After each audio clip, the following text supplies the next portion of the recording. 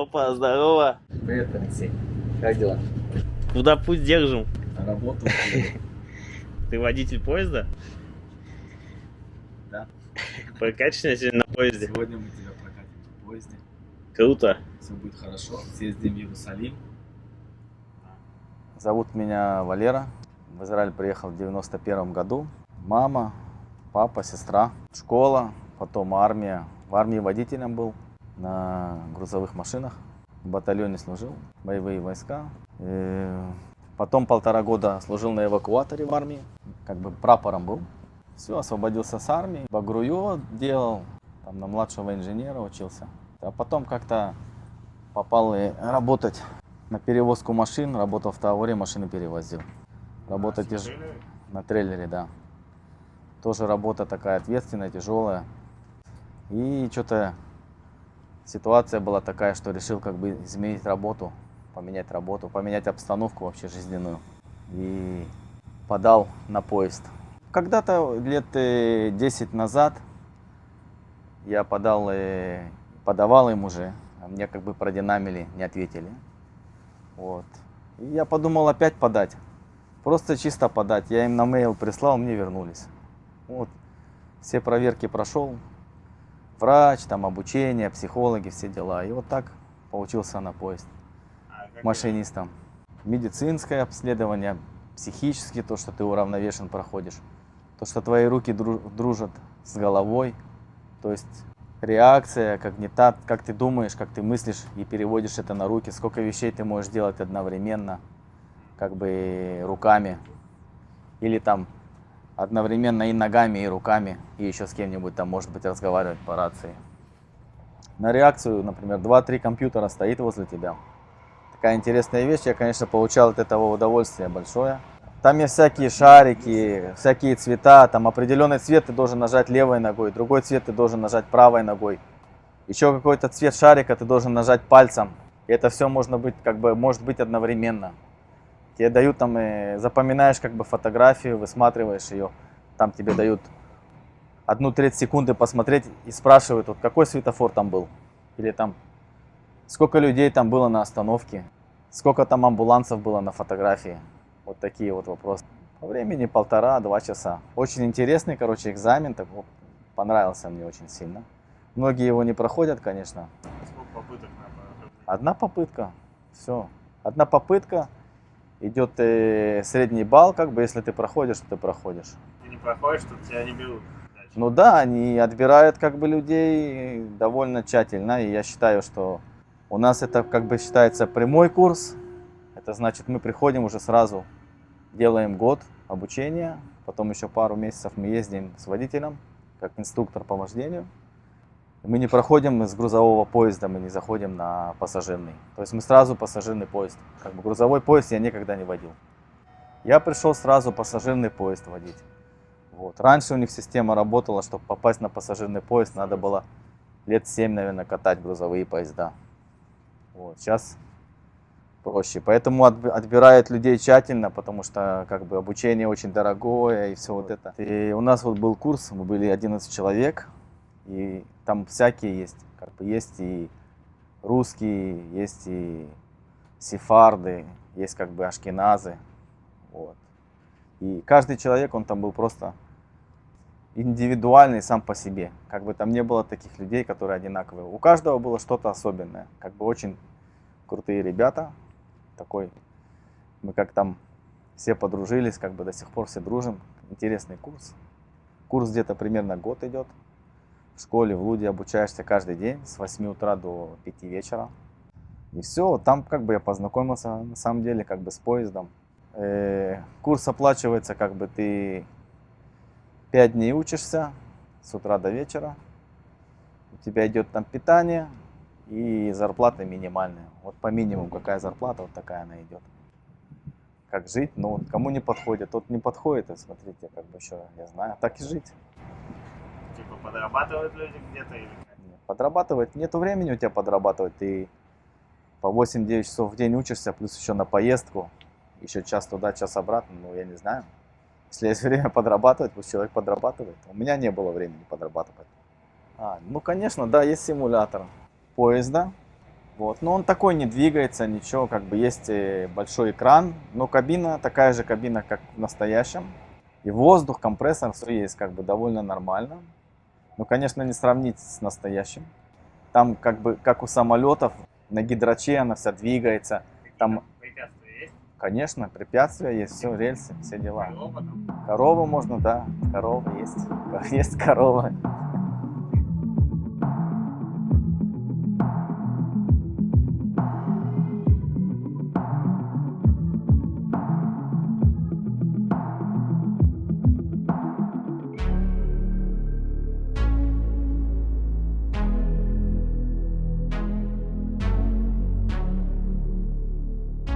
На поезде есть вот такое ощущение, что люди как бы думают, что есть электровоз там или тепловоз спереди, и потом есть сзади. На самом деле это не так. Это как бы миф. С одной стороны он тянет, а все, что находится с другой стороны, где его нет, это просто как пульт управления. И мы просто вот у нас сзади электровоз, спереди едем, у нас как бы, но тепловоз у нас сзади, он сейчас нас толкает. Вот, чтобы каждый раз не перетягивать его вперед. Это как пульт управления. Мы просто отсюда им управляем, вот и все. Есть тормоз, вот это, вот, например, вот это тормоза всего поезда. Вот две таких ручки тормоза. Тормоз состава, тормоз первого вагона. Ну и здесь у нас вот это газ.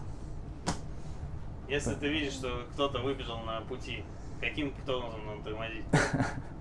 Экстренным торможением надо тормозить. Вот этим красным? Вот этим красным, как всем ясно. Даже написано Белем Херум. А вот это чем? Есть такая вещь, которая называется, как бы на английском языке, называется dead man. Это педалька, то, что ты должен нажимать раз в 12, там, 18 секунд, в пару секунд поднимать ногу и опускать ее опять. Это как бы он проверяет, что ты как бы живой, что с водителем все в порядке. Вот, эта кнопочка находится снизу, можно, как педалька такая. Вот. Ну и да, видно, кнопочка находится снизу. Вот. Ну и это тоже самая кнопочка, только вручную можно пользоваться ей. А, можно либо ногой, либо рукой? Да. Да, вот этот компьютер у нас выдает все данные, данные тормозов, данные электровоза, что с ним происходит, сколько ток ему идет. Видишь, можно и инвалиду тоже управлять. У меня нету ног, можешь управлять поездом, в принципе. Ну, Нет, можешь рукой нажимать. теоретически да, но если у него будет какая-то проблема, там, скажем, в электровозе или еще что-то, а проблема не всегда существует, потому что это технология, это как машина, все ломается, то я не знаю, как он будет решать эту проблему, надо быстро все решать. Это у нас компьютер, он выдает данные состава, такого ничего сверхъестественного. Данные, сколько на моторы, электричество, сейчас ток идет на моторы в электровозе. Торможение, какие сейчас тормозят у меня. А что за эти круглые? Когда у меня светофор, когда это светофор открывается как бы цветом, то, что я могу ехать, я передаю кондуктору то, что мне открыли светофор, и то, что он может двери закрывать, и мы поедем. Придет время, еще минуту я вижу. Будет время, он сейчас нам закроет двери, и мы сможем так тронуться. Написано, что тебе нужно еще ждать. Ну, написано вон в визе, вот такая есть виза на поезде. Это путевой лист? Путевой лист. И на станции я иногда подсматриваю, как и мы все. Вот так просто написано. А, на этом? Да, на ПАС написано. На информации, как обычный пассажир, я тоже иногда подсматриваю. Вот он нам дал. Он нам дал, отпускаем тормоз и поехали. Водитель, как бы, он регулирует скорость, как бы это все миф, что скорость, ну, что поезд едет сам, это миф. Все делает водитель, оттормаживается на станции тоже водитель. Если поворот, есть какое-то ограничение скорости, то это тоже водитель тормозит. Никаких систем нету. Вот. Вот так выглядят светофоры, семафоры на русском. У нас зеленый, можно ехать. Вот. Короче, а как ты знаешь, когда нужно нажимать педали и как вообще типа происходит разгон, вот это все? Разгоняем. Ну, важно, как бы, из-за того, что как бы пассажирный поезд, это как бы не дрова возить, да и не уголь, наверное, то более как бы надо меньше его дергать, плавнее на станциях тормозить, потому что все-таки люди. По факту вот это типа гон? Ну да, это как бы газ, как на машине. Как скорость переключает? Нет, скорости не переключаешь, это более, так скажем, как вариатор. Вот. Просто подается ток в определенном, как бы, определенное количество тока на мотора и все. А на дизеле похожая тема? На дизеле это работает как гибрид. Есть большой мотор дизельный, который вырабатывает электроэнергию, и на каждой оси стоит электродвигатель. Гибрид, электродвигатель стоит, и он выдает, с дизеля выдается ток, и он переходит на моторы, на электрические моторы. Вот и все. Это гибрид, самый настоящий. То есть, если тебе надо сбросить скорость, то ты сбрасываешь так же по одной, как и поднимаешь. Правильно?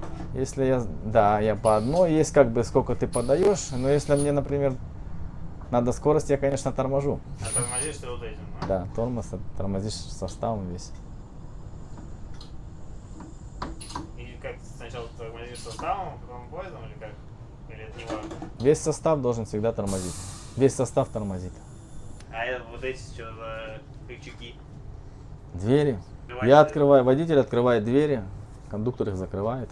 Я как бы не могу видеть, если двери закрыты или нет, но единственное, что я могу знать, что весь поезд, то есть, скажем так, у водителя ответственность, когда он заезжает на станцию, если платформа недостаточно большая, он должен остановиться в определенном месте, он должен знать, что у него весь состав внутри, и все двери заехали на платформу, не дай бог, кто-то будет сходить и упадет, а у него состав не на платформе, это как бы несоблюдение безопасности, это может привести к плохим последствиям в дальнейшем, скажем так. Поэтому водитель разрешает двери открывать.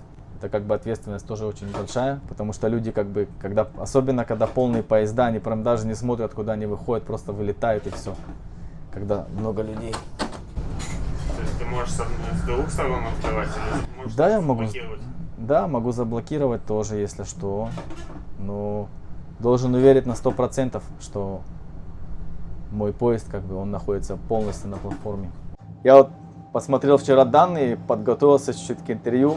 На 7 вагонов вот этих красных, это бомбардир. Фирма изготавливает эти вагоны красные, двухэтажные. Кто был в Москве, там у них очень похожие вагоны. Я так по интернету просто смотрел. На Сансан, вот это, что у них ходит, Сапсан, тоже такие похожие вагоны. Из Москвы в Питер. Да, двухэтажные. Вот.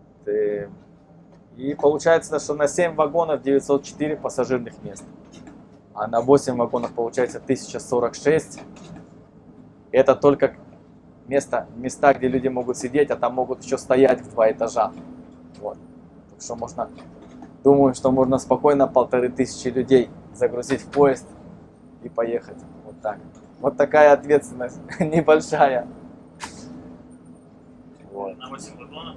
1500? На 8 вагонов, я думаю, можно 1500, если сверху. Ну, сейчас как бы корона, люди меньше ездят. А до короны поезда были такие, что двери как бы даже не закрывались. Потому что людей было много, особенно в час пик. Как ты абстрагируешься от ответственности, то, что на тебе висит? Ну, это вот интересный вопрос, потому что вначале, когда мы только начали ездить, как, не знаю, там, у кого было, ну, вот, наверное, как первый раз ты стреляешь, так такой жим-жим чуть-чуть есть. Первый раз, когда ты стреляешь, тоже жим-жим есть. Из пистолета, типа?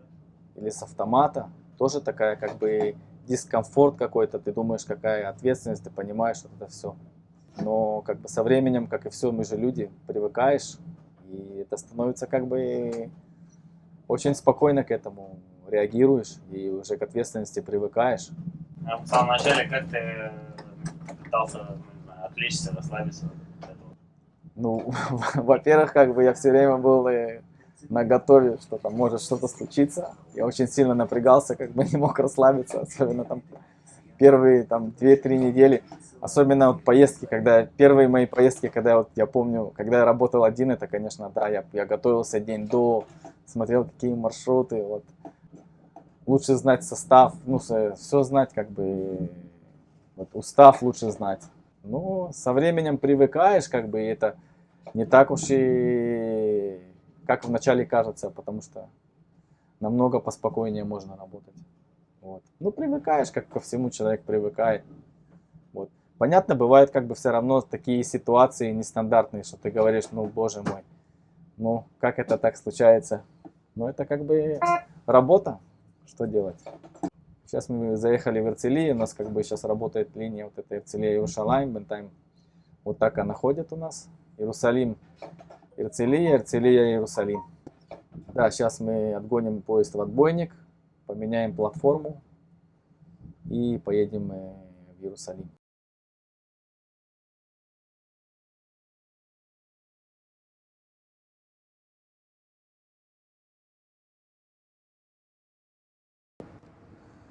Сейчас мы поедем с Герцлии в Иерусалим. Это как бы достаточно новая линия. Это первая линия электрическая в Израиле. 25 киловольт, как в России, кстати. Есть туннель там самый большой в Израиле, 11 или 12 километров, по-моему. У нас находится 80 метров, по-моему, под землей станция. Для таких поездов, как бы тяжелых поездов, это самая низкая станция в мире.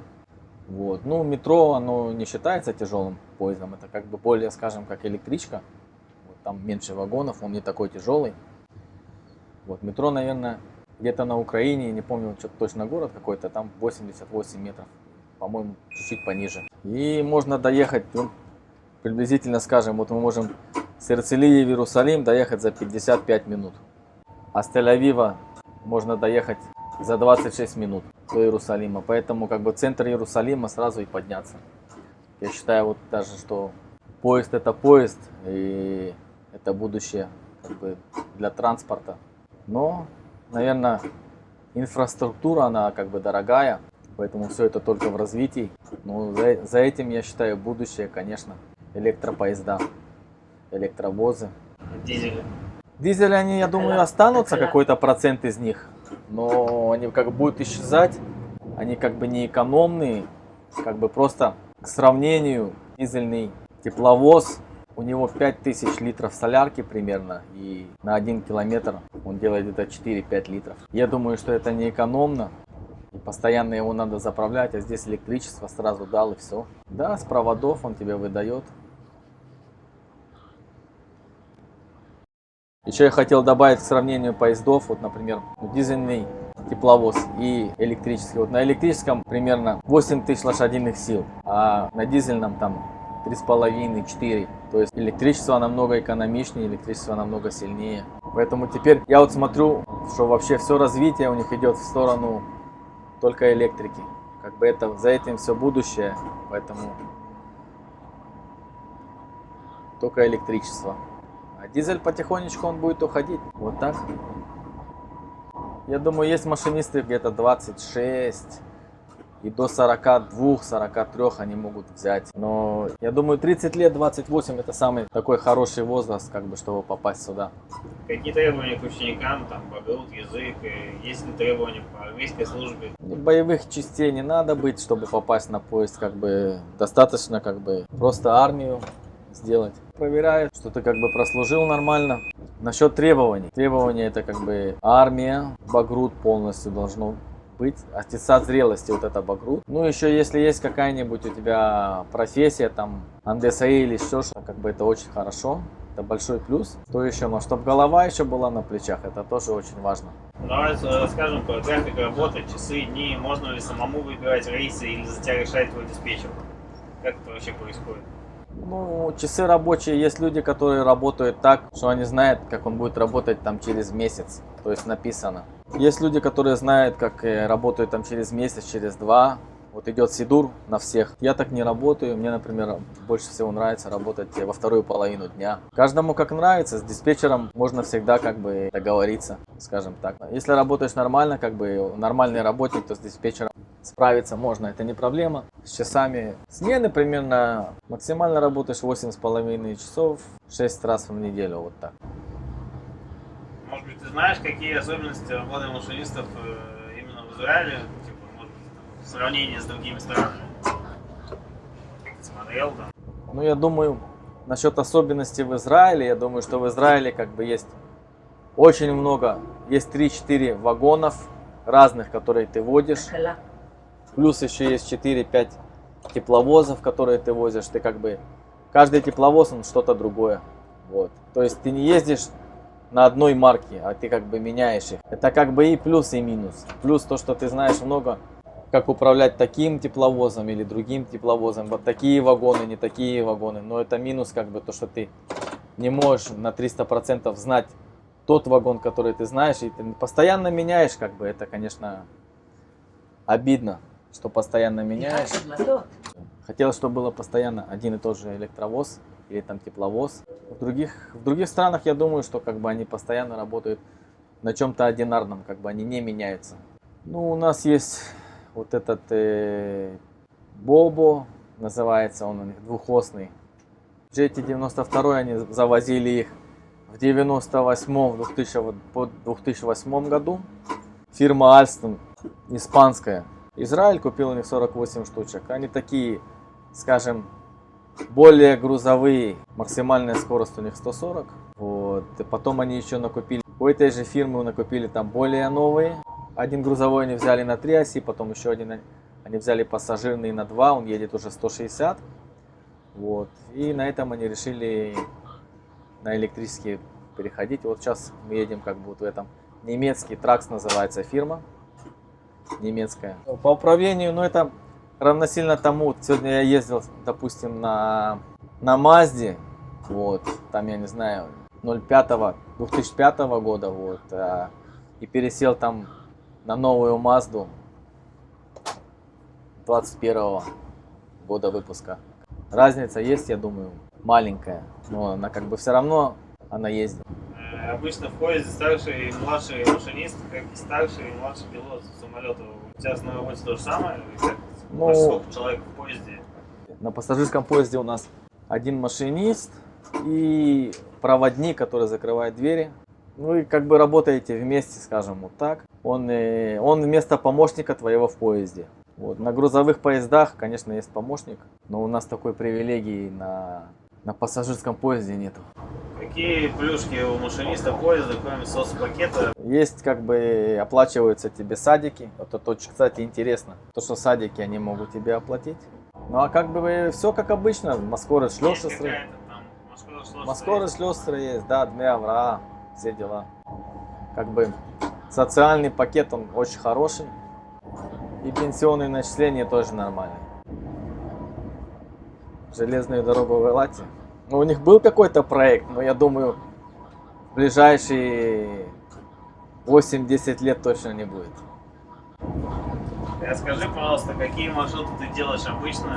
Одни и те же или каждый раз разные? В основном я делаю, как бы, если на электричестве, то только одна линия. Делаешь Герцлия, Иерусалим. Если я работаю на дизельном поезде, в основном вот такие, как Ашкелон, Беньямина, Ашкелон, вот такие. Сколько часов за один маршрут? Сколько ехать? Ну, это смотря как, смотря где. Потому что у водителей распределено как бы не по водителям, а по составам, когда их надо возить, когда их надо в гараж, когда их надо заправлять. И вот на вот это все строится как бы режим водителя, всех водителей. Подстраивается под вот это все, под заправку, под ремонт. То есть, например, можно быть, бывает такое, что тебе нужно пойти раньше, чем ты выезжаешь на рейс, или как? Ну, если ты проверяешь поезд, то да, иногда есть моменты, когда ты проверяешь поезд, если ты берешь его в депо, ты приходишь чуть-чуть пораньше проверить его. Это каждый раз проверяешь поезд? Поезд проверяешь утром, есть проверки, как бы, и есть минимальные проверки тоже, когда ты на станции. Все по уставу. Какой твой любимый маршрут?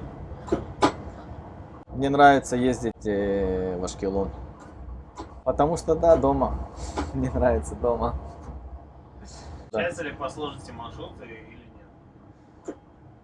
нет? По сложности маршрут, вот это такой интересный.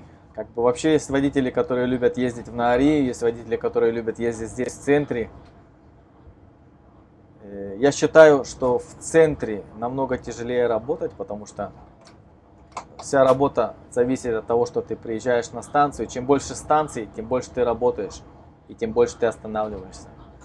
Поэтому на Ари, если ты едешь, у тебя будет меньше станций, потому что делаешь быстрый поезд. В центре, конечно, наверное, тяжелее работать. Но мне больше нравится в центре. Не знаю почему, может я привык. Я как бы центровой. Скажи, почему ты выбрал эту профессию? Почему? Потому что тебе нравятся поезда или хотелось там больше зарплаты, лучшие условия? Ну, во-первых, мне как бы всегда нравились поезда. Это возвращается к тому, 10 лет назад я им послал тоже свои данные, они ко мне не вернулись. Вот, как бы всегда нравились поезда, всегда нравилось что-то двигать большое. Вот. Ну, здесь, конечно, пассажирский состав 500 тонн, ну, это хороший тоннаж, интересно. И кроме того, как бы есть еще какая-то в этой работе, как бы самоудовлетворение, то, что, конечно, такое количество людей ты везешь, там люди идут на работу, кто-то идет и возвращается с работы, кто-то идет просто гулять, кто-то кому-то идет в гости, кто-то идет в больницу, кто-то... Люди двигаются, люди, и ты их берешь вот в эти места, куда они едут. Ты делаешь их жизнь как бы более... облегчаешь жизнь. Давай расскажем про светофор, про скоростной режим и про безопасность. Да, у нас на поезде тормозной путь как бы он где-то километр, поэтому на каждый светофор есть предварительный светофор. Километр до, который тебе говорит, что вот сейчас у тебя будет зеленый или ты сейчас идешь на красный цвет. Вот это одна из систем безопасности, как бы, чтобы не проехать красный цвет. Километр примерно до красного цвета ты уже знаешь, что будет у тебя красный цвет. Вот, скорости, определенно скорости 140. На вот этой линии можно ехать 150. Вот, ну и повороты, ты снижаешь скорость, и ограничения есть. Есть ограничения постоянные, которые стоят. То есть, ты уже знаешь, что они там стоят. А есть ограничения, которые вот моментально кто-то работает на рельсах и вот ставит тебе ограничения по километру. Но ты должен отрабатывать, смотреть какой километр, искать этот километр, чтобы знать, где тебе надо снижать скорость. Насчет систем безопасности расскажи. Ну, если ты не будешь как бы реагировать на систему безопасности так, как надо, просто поезд остановится и все. Резко останавливается, стоп-кран, тебе надо опять как бы сначала ехать, разгоняться. Ну, это по времени тоже попадаешь. Поэтому важно как бы работать с ними так, как надо.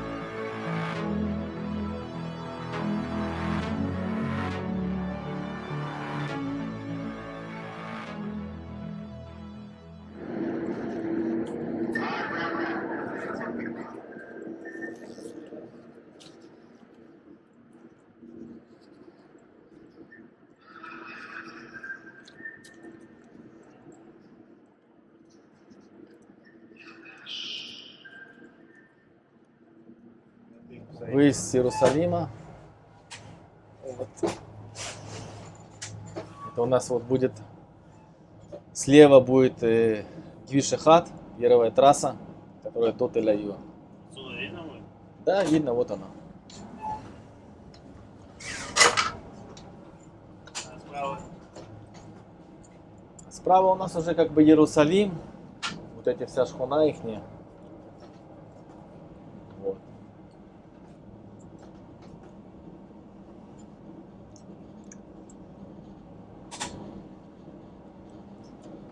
Мост и туннель. Вот справа у нас аэропорт имени Бен-Гурион, который в данный момент работает, не работает, непонятно. Самолеты все стоят, поезда тут не останавливаются сейчас. Стойники стоят, новые вагоны справа. Немецкая фирма, называется Siemens. Вот они тоже двухэтажные, они электрические, это уже электричка. Вот это первая электричка в Израиле, она вот так выглядит. У нее нету тепловоза, нету электровоза, а это электричка, самая настоящая. Немецкая, очень крутая. А вот это? Это всякие рабочие.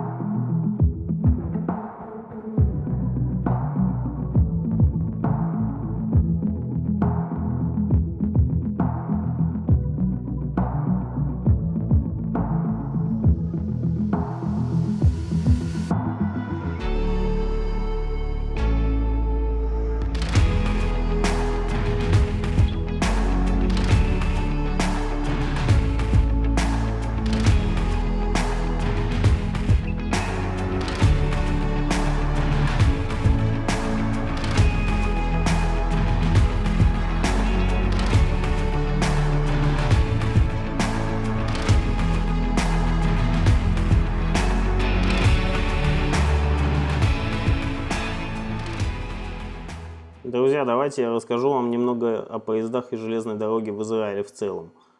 Немного истории и о новой станции в Иерусалиме, в которую мы спустились вместе с машинистом поезда Валерой.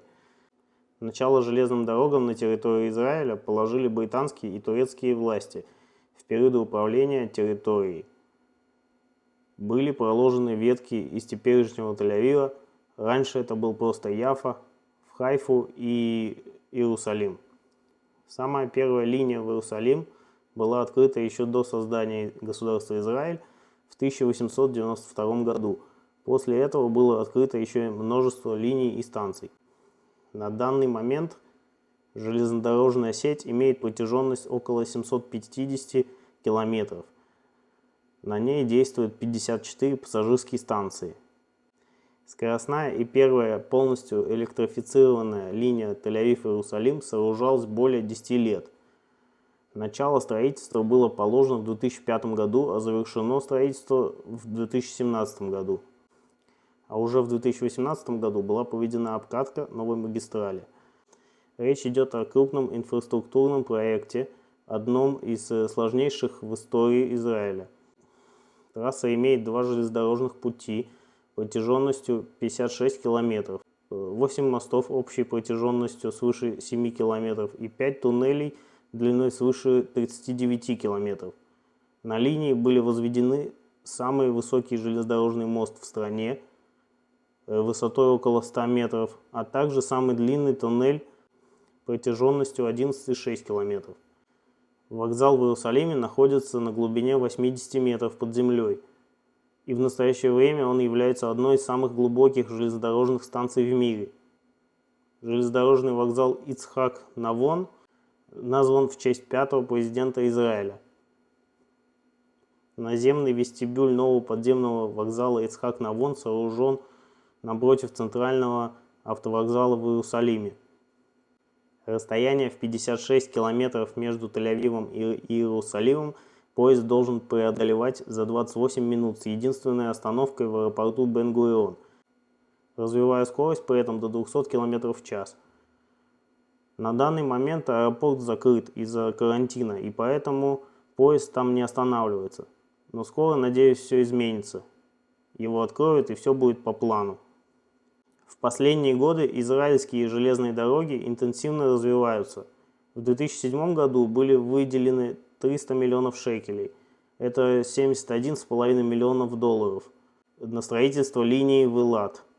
На текущий момент недостроенным является участок в 200 километров при стоимости примерно 1 миллион долларов за километр пути.